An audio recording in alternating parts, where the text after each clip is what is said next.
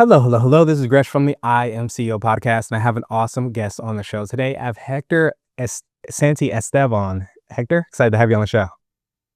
Thanks for having me, Gresh. I'm excited to be here. Yeah, super excited to have you on and talk about all the awesome things that you're doing. And of course, before we do that, I want to read a little bit more about Hector so you can hear about some of those awesome things.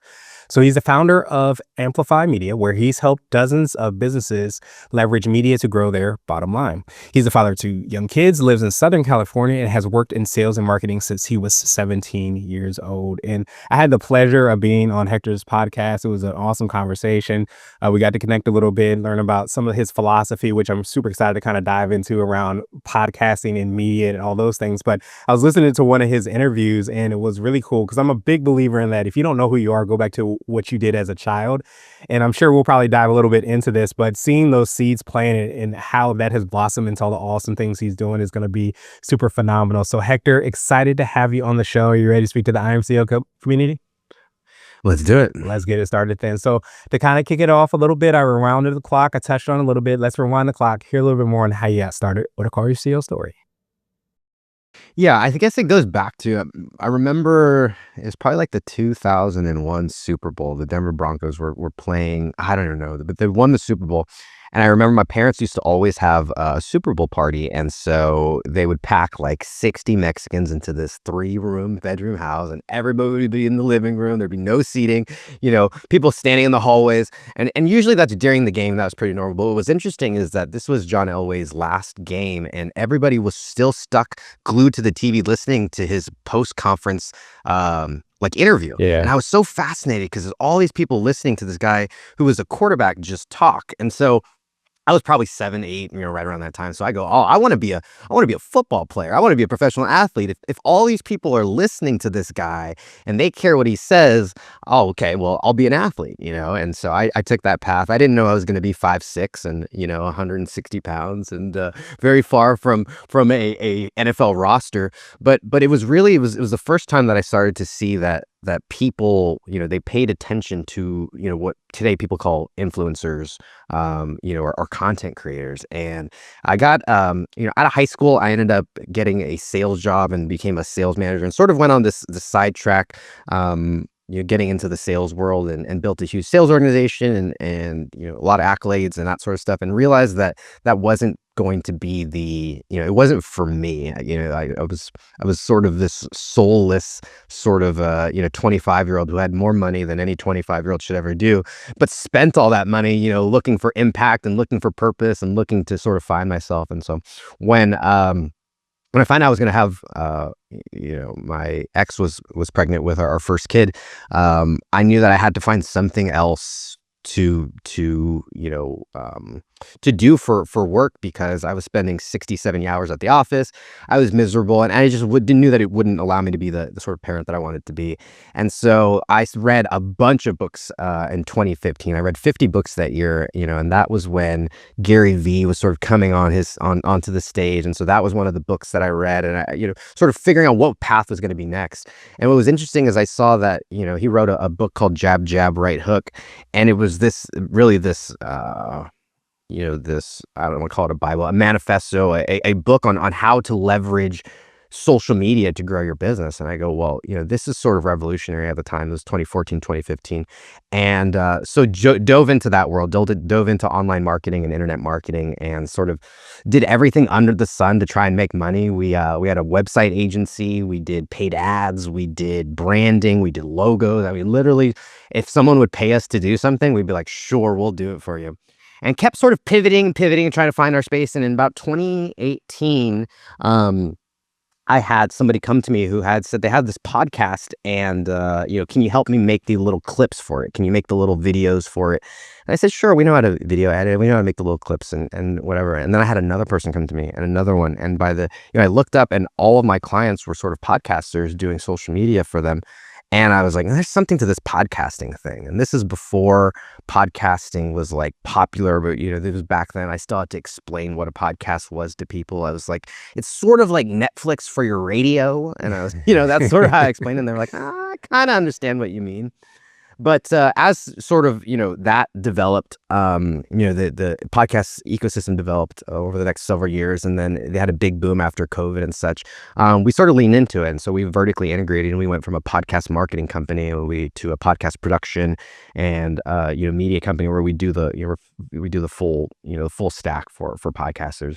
But over the last couple of years, I've sort of realized that podcasting has sort of evolved, and people are now it's video, and now it's on YouTube and all these sort of things. When really what I was in love with, going back to the John Elway thing, was like, oh, it was media. It was taking these people and bringing their thoughts, their emotions, their philosophies, their ideas, and sharing them. And now there was this opportunity where people are listening to podcasts for 3 hours, 4 hours at a time sometimes. And so for me, I have all, I sort of saw the writing on the wall with how does a business stand out and separate itself in this sort of very cluttered, busy world where there's all these distractions. And it's like, well, authenticity, truth, and relationships are sort of built over time. And so now we've sort of built our company to do just that, and to help what otherwise be a stuffy sort of company to that is faceless or nameless, to sort of bring personality to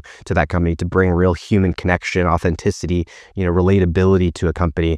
And we do that through media, whether that's a podcast or a video or a short clip on TikTok or whatever it may be. Nice. I absolutely love that, especially with how everything comes, full circle. And I love kind of at the heart of like what you all do. And I often like to say a lot on the show is like not forget about the human part of business, the human part of life at that, and like being that kid and being able to see that and understand, like, even Gary Vee has a book where I think he forgot the name of it, but he talks around attention and how that's such a huge and probably the most valuable thing that you can have, and seeing that at a young age and saying, hey, that's something that you're doing now where you have people that are on kind of pins and needles and listening to the things you say. That's an incredibly powerful place to be. So I love that you're able to kind of empower your clients and your customers with the ability to be able to do that. Yeah, when I was running a sales organization, one of our largest marketing tools, or our best, most effective marketing tools, was direct mail. And it was interesting because this is, it's literally sending people stuff in the mail.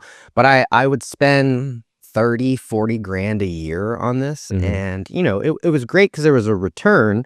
And also it was hard spending $40,000 on a what I saw as like a dying medium, Right. as I'm like, the snail mail. Yes, it was effective, but I'm like, there's got to be something better out here. And so all of a sudden, Instagram and YouTube comes along where it doesn't take or cost money in order to reach people. That all the only amount of investment that it takes is the time and the energy and sort of the willingness to do that. And so that for me was just, I saw it as a big turning point, sort of in the world where, the hardest thing for a business used to be getting exposure and getting marketing, or at least that used to be the most expensive thing. And now that's free. And so for me, I'm like, there's an opportunity there for business to be able to take advantage of in ways that just weren't possible before. Yeah, absolutely. And it sounds like too, like I think so many times when we look at these platforms, a way to kind of get your information and name out there, or even technology in general, it can sometimes feel like it's lifeless, like it doesn't have that human aspect. But I love that you spoke to that, early on, because I think it takes what was quote unquote direct mail or the snail mail or whatever it is, how we define that. And it seems like what you do is like bringing that to life to realize it doesn't have to be just, oh, here's what I am, here's what I do, here's my location. It can be something that you have the opportunity to tell the story. You have the opportunity to add that personality, that credo, manifesto, whatever it is around your company that you can start to bring that to life. Yeah, one of the clients we work with, they are in one of the most boring industries I could ever imagine. They serve industrial factories. They're working with the Fortune 50, companies and factories, mega, sort of building, right? These huge, massive buildings. And these guys who run the company that we work for, or that are our clients, they're brilliant people. But before starting a podcast, before starting to create content, there was no real way to separate this company from the next. There was no real differentiator. Yes, they had their success story. Yes, they had their clients, but all of that was locked up in the relationships that they already had. It was only the people that they had already, all. You had to meet these people to figure out how valuable they were to your company. And so all of a sudden they were blown away because we started a show, we started a podcast, and within a few months, people were reaching out to them and saying like, "Hey, how can we work together? How can like, how can we collaborate?" And that in the dozens of years that they had been in business, that had never happened before because Mhm. it was always such a thing that they had to go out and sort of push onto people, or you had to shake the hands, you had to, you had to interact, spend the time to do that. And now all of a sudden, people were coming to them, and it was just it was a really big, it was a game changer. It was a paradigm shift for them to see that they could do something that was as easy as having a good, fun, natural conversation, and that would actually turn into business for them.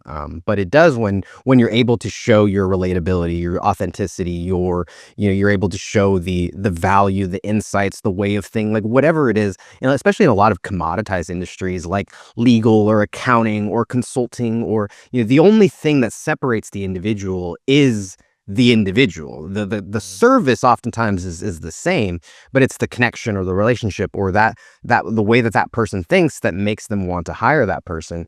And that sort of thing has never been easier to convey than it is today. Yeah, absolutely. Which is why I love that you're able to do that, and of course be able to see that for your clients and customers, because I think it's such a huge thing to not just understand, like, kind of like to some degree what they do, but I think to understand that secret sauce, the thing that makes them unique and how they can start to showcase that is such a huge thing. Is that a little bit on like the process of like how you work with your clients, how you serve them? How do people like kind of know like, hey, maybe I should consider a podcast, or and what do you kind of take people to? What does that kind of look like? Yeah, I think the first thing that they have to realize, like, before it even makes sense to have a conversation, is like, do they have something to share? Do they have something worthwhile to share and worthwhile to talk about? Because a lot of people will, the big hurdle that they get up is like, is anyone going to want to listen to me? Do I have anything Right. worth saying? And usually, I would say most people do. At least most business leaders, but people who have been in the industry for a while do.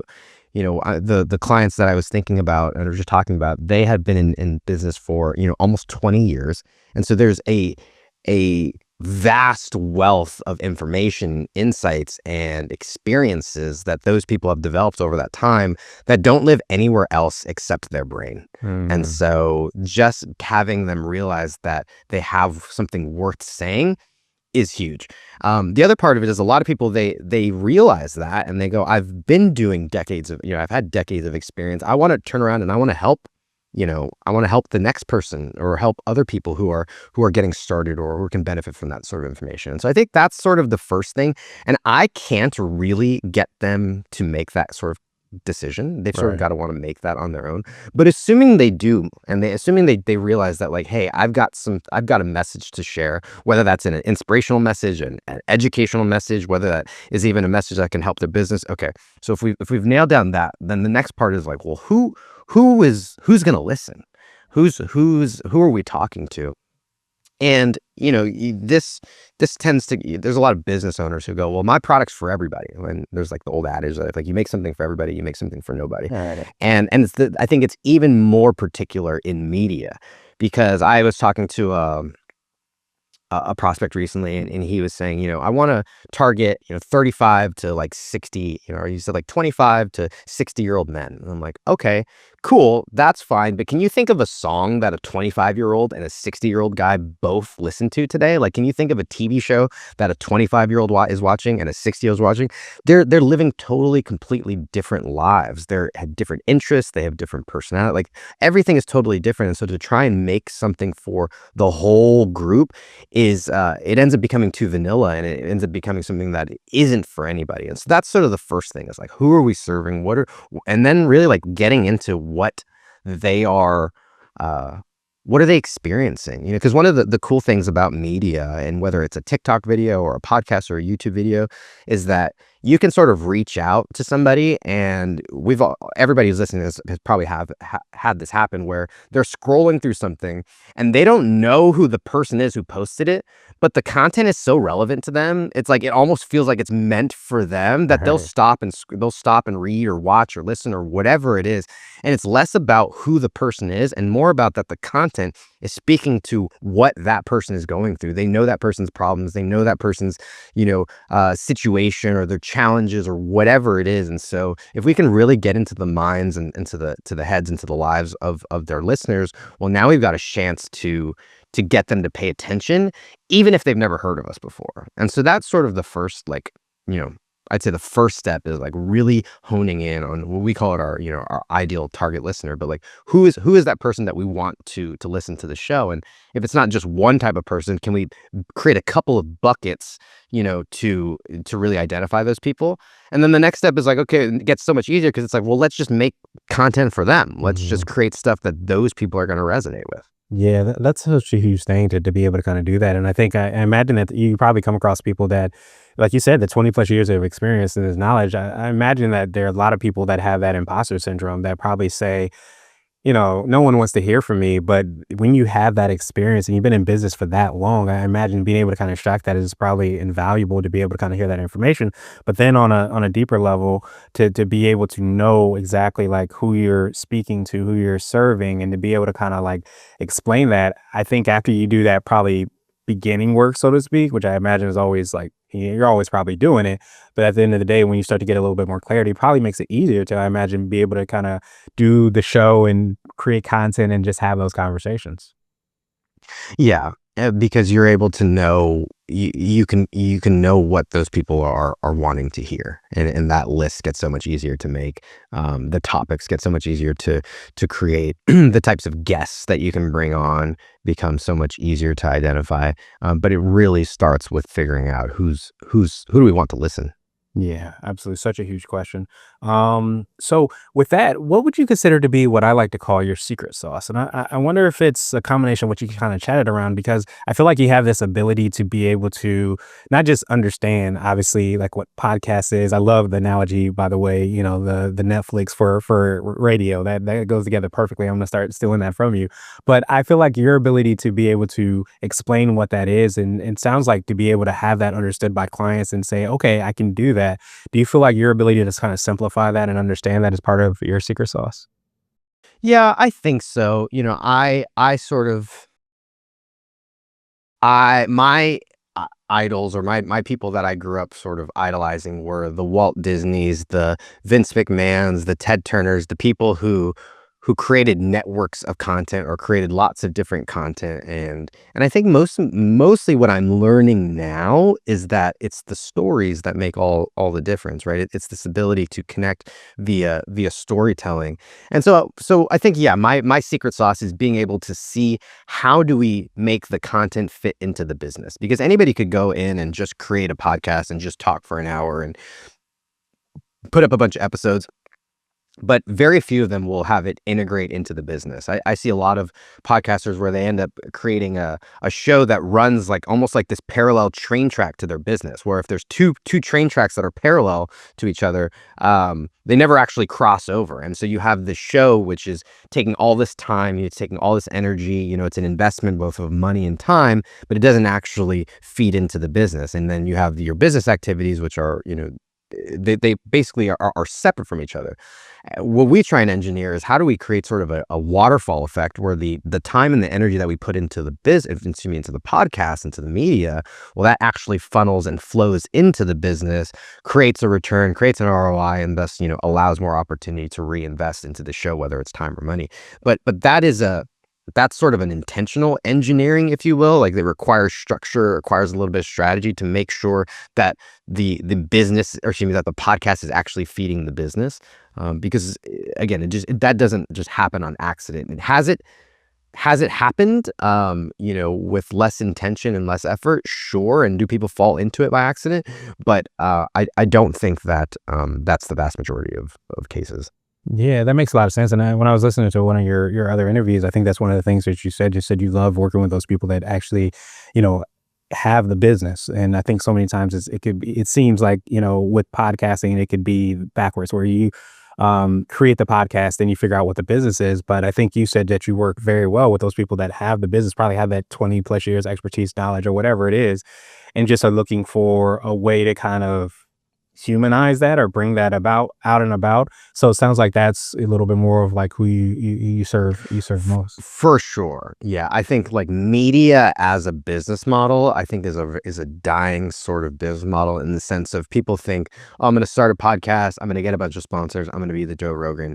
And it's like, Mm, maybe, perhaps, but I don't, we don't group ours with like our shows are less for mass consumerism and Mhm. more for, we call it like sh- strategic distribution, right? And we Mhm. would much rather have 1,000 ideal listeners in our industry listening to it and dedicated and committed and engaged than having, you know, maybe 100,000 people who frankly aren't going to turn into buyers or aren't going to turn into customers or aren't going to actually impact or help that business in any sort of way.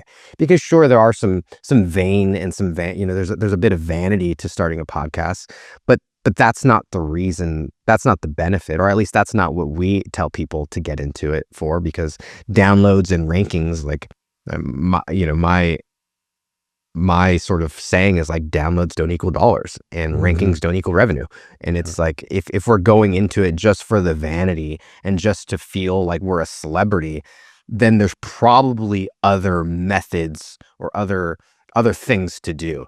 But if we want to do something that is beneficial for us because it gives us an opportunity to, expand our network, it gives us an opportunity to share our thought leadership, it gives us, an opportunity to move prospects down the funnel or become, closer to signing on.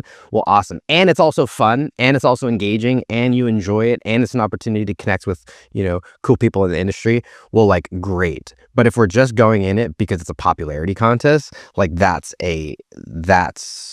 uh there's not a very good chance that that's going to succeed. That's much more likely to fail. Yeah, absolutely. It seems very rare and rare that that's going to happen, especially as it gets noisier and noisier, which is why it makes so much sense in what you're saying. And also, too, as far as your process and being able to make sure that you are having those initial conversations where you are drilling down and understanding exactly like what might be, the expertise and knowledge or what people are getting, trying to take away. And then also drilling down on that target audience and that target listener to understand exactly like who you want to hear and how you're going to kind of course, be able to improve their lives. Yeah, people will say like, "There's so many podcasts out there. Like, oh, why are you going to start another one?" And they're not saying that to me, but like they're saying that in their heads. Yeah. And it's like, yes. And would you ever? There's so many books out there, but would you ever tell someone to not write another book? Mhm. Or yes, there are so many movies or TV shows out there, but you scroll through your Netflix or whatever, and you feel like there's nothing on or there's nothing to watch. So it's like, yes, there is a lot out there, but there's less things that are made for a particular person. So that's why, Yeah. again, it goes back to the listeners. Like, if you can create something for that person and it feels and it's meant for that person, then it doesn't matter how new you are, or it doesn't matter how unestablished your platform is. Those people are going to tune in, or they're more likely to tune in.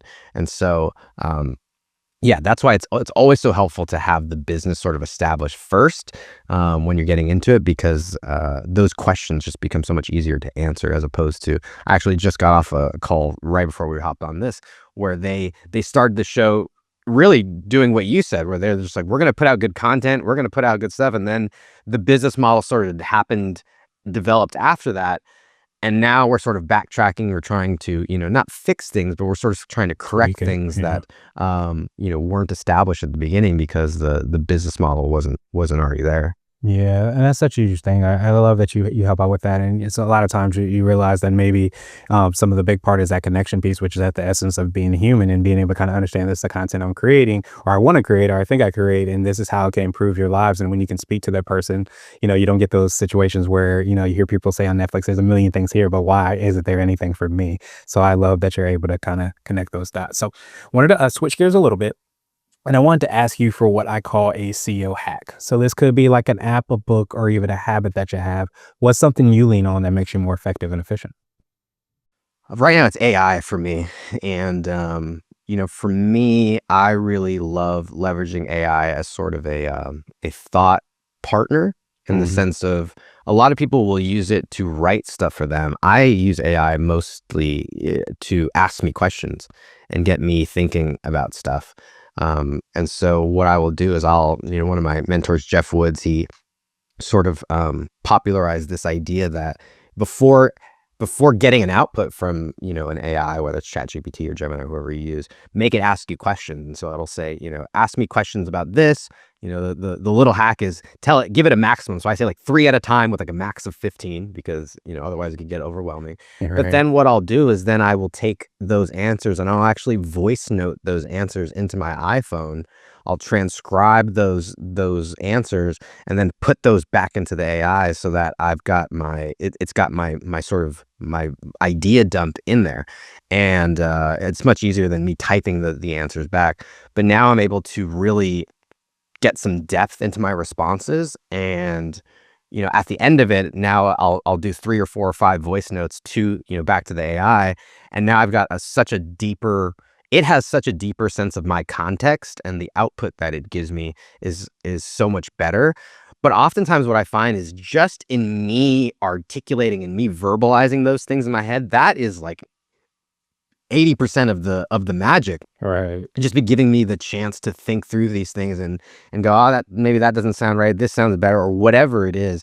But taking it and then allowing it to do in a voice note has like compressed the time. And so I've got my little I've got my Slack here, because it's hard, like actually getting the voice memos and all the things.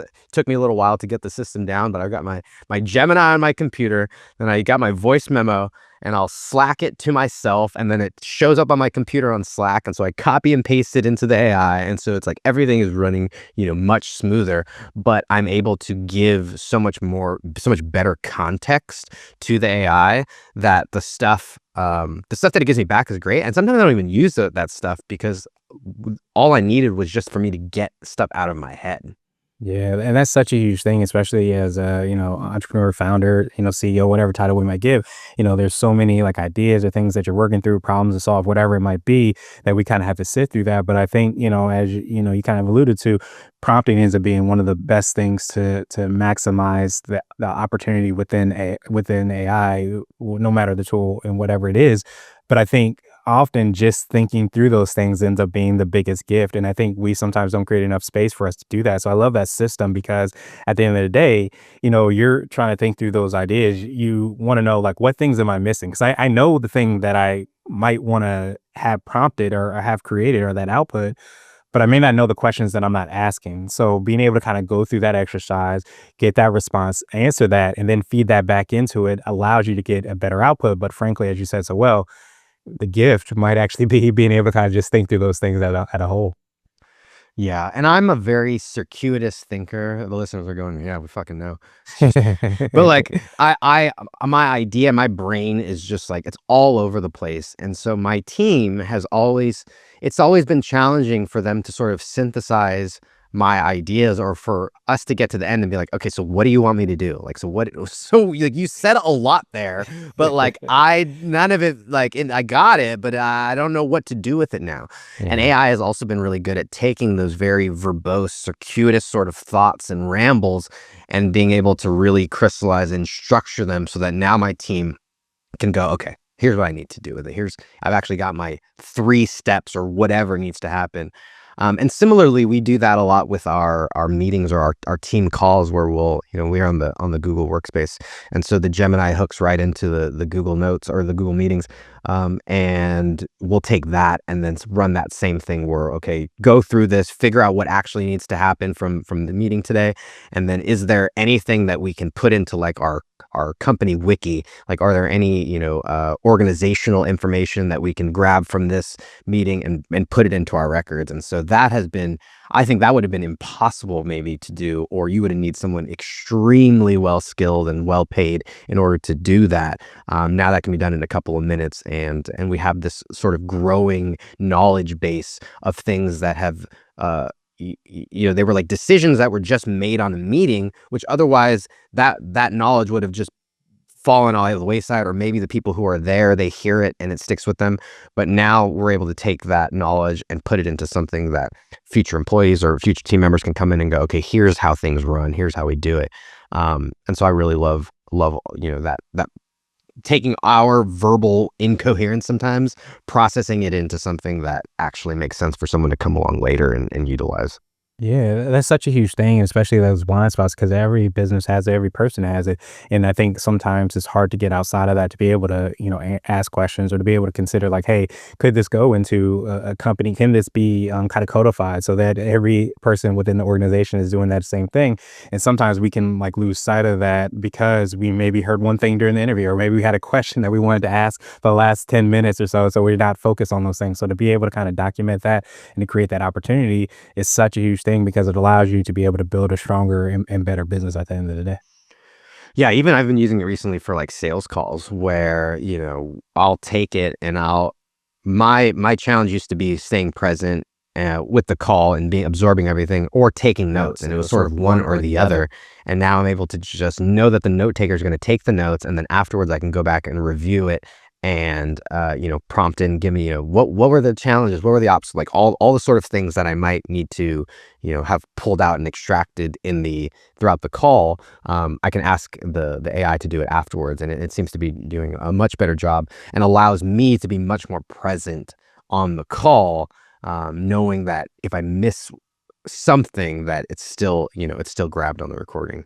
Yeah, it's such a powerful thing, it sounds like you might feel this exact same way. Where I feel like sometimes the greatest opportunity with all this technology, AI, and all the things that are coming about and up, is that it allows us to be more human, allows us to be more present because we aren't having to worry about those things. If you're like, wait a minute, they said what they gave me a to do that I was supposed to do, can't remember what it is, didn't record it, don't have any idea what it is, and you're just racking your brain through it while you have this assistant that's there, this AI that can be there and allows it to take those notes, it allows you to make sure that you're being more present, that you are getting to maybe the core of like what might be a problem for a client or whatever that is. So do you feel like that's really one of the biggest opportunities with technology? I mean, yeah, I think, recently I've had a couple of calls where they weren't recorded and I felt sort of like naked. I was like, Yeah. oh, like, I've got to like, it was putting me back into like a place where, I had to be taking these manual notes. And it was interesting because I felt less present. I was able to Mm, be less, I couldn't just be there because even when I'm writing, they're still talking and I'm writing and right. I'm not hearing everything that and so, yeah, I do think that, the ability to be authentic and that's also why I think when it comes to media, and content and stuff, there's so much AI slop out there, Mhm. and also I think that creates a lot of opportunity for people who want to use AI to create content that is authentic to them. And I think that like Ooh. there's a real white space and a real opportunity there because so many people are not doing that. And that the ones that do are going to stand out in that regard. Yeah, absolutely. And it's like I always say, it's not either or. This is both and better. And I think a lot of interplay and understanding, like, and that's why I love your model because the model isn't like, okay, I stand over here, AI does this thing. It's like there's an interconnectivity between those, the back and forth that happens where you're recording, you're posting it, and you're putting back through. And I think if that same kind of interplay, I guess you can say, between technology and the human part can happen, like you said, it starts to leverage that authenticity at a different level than, can never probably been done, but have been done before. Yeah, I'm glad you brought up the word leverage. One of the guys who I plan to study more, but Naval Ravikant has been, he's made a big enough impact in my life. And he talks about the four types of leverage, right? You have talent, you have time and investment, you got systems, and then you've got content and media. And it's like the ways, people they talk about like how technology is this bad thing or AI is gonna, Take ruin over the jobs and all world. that sort of stuff. And it's like, well, we built houses 2,000 years ago, but we built them by hand. It's like we're still building houses today. We're just using cranes. We're using machinery. We're using tools, and it's much easier for people to see sort of the tools of the physical world because you can see an excavator, you can see a crane, you can see these sort of structures. But these same things, like with AI, it's just mental sort of leverage in the same sort of way. And so for people who are not building houses, but they are building platforms or communities or their impact is not necessarily in the physical world in the sort of traditional sense. Well, here's a perfect way that someone can take the good that they're bringing into the world, the impact, the purpose that they're bringing, and to scale that up in a way that is authentic to them, right? In a way that does have that interface, that is based and grounded in this person and what they're trying to do. And it's just it's an amplification. Not to talk about my company name, but that's part of why we call it Amplify Media, is that we saw that there were so many there's so many people doing good and wanting to do good in the world, but nobody was noticing them. No one was hearing it. They weren't. It was falling on deaf ears. And so all of a sudden, if we can turn that message up a little bit, we can turn the volume up and reach more people. Well, all of a sudden, the impact is going to be greater. And now that's never been easier with something like AI and sort of the tools that have come along with it. Yeah, but I love that word amplify because, to me, like that says that whatever's there is going to make it stronger, is make it louder, make it better, but there has to be something there. And I think one of the, dangerous parts, I guess you can say, around AI is the people that don't know what they're doing or they don't have that expertise and knowledge. And it's like, hey, create 20 pieces of content for me to do this. That's different from somebody who has that experience or knowledge or is, partner with somebody, whatever it is, and is leveraging it from that standpoint. So I think that that's such a huge thing. So you might have already touched on this, but I want to ask you for what I call a little bit more of a CEO nugget. So this is a little bit more word of wisdom or piece of advice. It could be something around general business, but it might be something you would tell your younger business self if you hopped into a time machine, or potentially advice you might give your favorite client. I'm a big believer of getting the right people on the bus in the right seats. I sort of came up in a world where, in the business world where I was, or excuse me, the sales world where I was sort of out of place. The things that would, the skills that I was great at weren't necessarily conducive to winning in that industry. They were just much different skills, or excuse me, not that industry, at that sort of position. And so it's sort of like that saying of like, don't judge a fish by how it climbs a tree.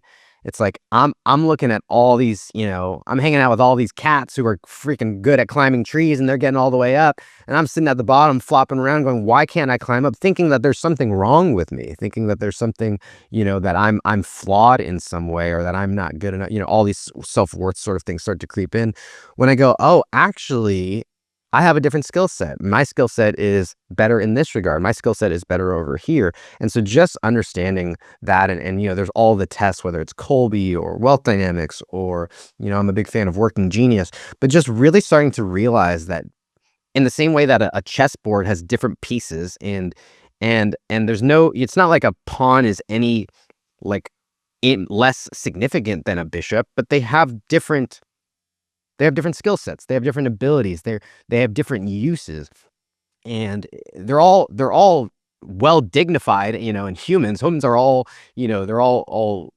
people in themselves. So it's not like one is any less than the other, but it's how do we find the place that this person is going to thrive, to really thrive, instead of just getting by. Because if you can have people on your team who are excited about what they're doing, and it's tapping into what they are, naturally great at, you're going to get such a better output than somebody who is being forced to do something that they hate doing. Yeah, that's such a huge thing. I often say, if you run your own race, you can't lose. But a lot of that process is understanding what your race should be. And I think, as you said so well, I love that analogy of being that fish when you should very well be in the water, swimming and doing all the awesome things. If you find yourself in a different place, then you're going to feel like something's wrong with me. I'm not doing it right, or this isn't cut out for me. And it happens a lot within businesses, happens within entrepreneurship as a whole as well too. So it's such a powerful thing to be able to have that knowledge of thyself, but also as a leader to be able to kind of see that sometimes within the people that are on the team. Because if you can connect those dots, you can see sometimes what people don't see within themselves, and you can, create innovation and opportunity that you didn't realize existed, and they didn't realize existed within them either. Yeah, there's a big there's like a big realization for me, realizing that there are people who like and need to be told what to do, like specifically. Like for me, you tell me what to do, I'm like, all right, I'm not doing it. Like I don't just by the nature Just out that of you spite. saying that I have to do it this way, I'm gonna get creative, and I'm gonna find out, okay, well, what is the way? And I thought that everybody thought like Yeah. me. And so I would come in and I would, allow them to have a role like I do, where I love finding solutions and I love finding, better ways to do it and optimizing and all this sort of stuff, when not everybody thinks like that. There are some people on our team who they just love executing a system. You give them the system, you give them the SOP, you give them the bullets, and it's like they can slam that hammer over and over again. And the more times they can slam that hammer, the more excited and fulfilled they get. You give me something like that, and every time I have to slam that hammer, like a bit of my soul is gonna leave.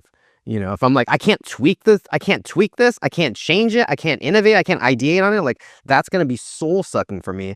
As opposed to, on the other guy, I'm thinking of someone who on our team where if I make them innovate, if I've like asked them to iterate on stuff, that is soul sucking for them. They're like, no, I don't want to change anything. Like, just let me run the program. And so that was a big thing for me, realizing that I wasn't like everybody else, and vice versa. Not to a detriment, but just that we are different pieces on the same chessboard.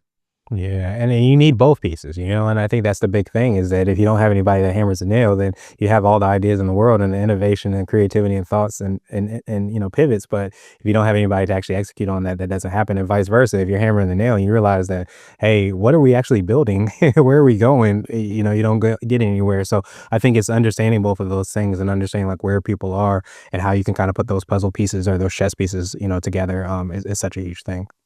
So now I want to ask you one of my absolute favorite questions, which is the definition of what it means to be a CEO.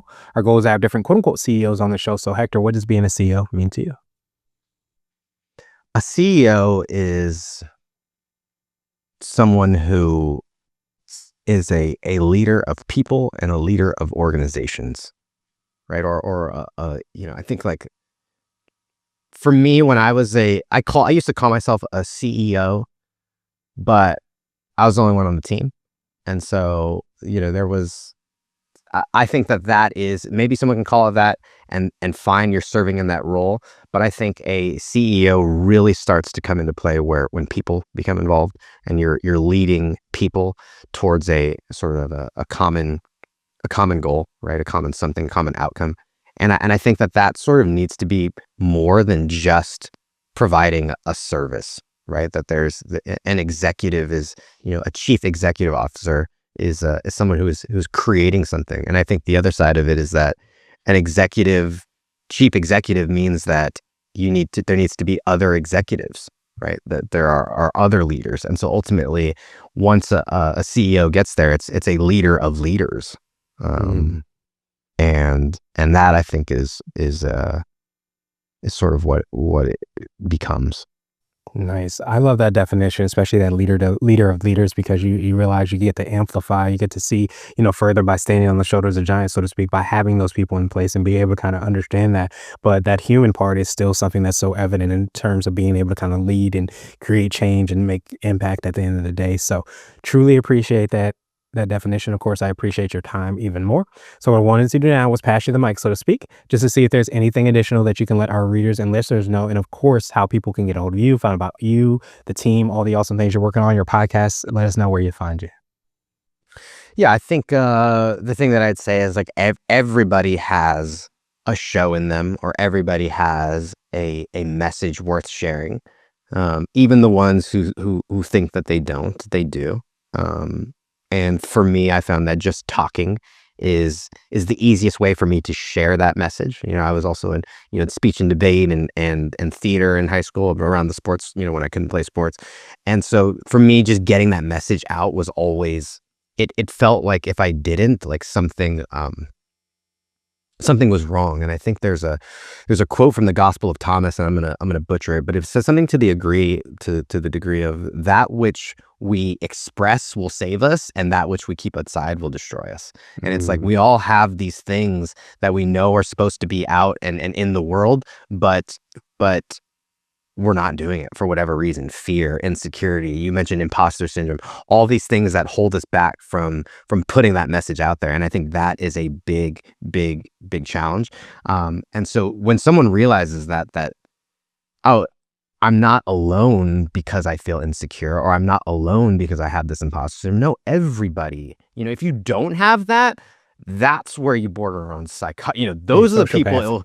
people, who maybe shouldn't be sharing, right? But it's like everybody who has something worth saying has some degree of imposter syndrome. And so to use that as the reason why you don't, is, man, I think I try and prevent myself from, being on that last day or whatever it is, right? And going to the gates or whatever happens after this and looking back and going, oh, you still had, like, you were supposed to do that. You had that in you. You were capable of that, and you didn't because you were afraid or you were fearful or whatever it is. And so, I try and combat that. As far as me, I'm probably most active on LinkedIn, Hector Santiesteban. There's actually two Hector Santiestebans, and the other guy, he beats me on Google because he's a doctor.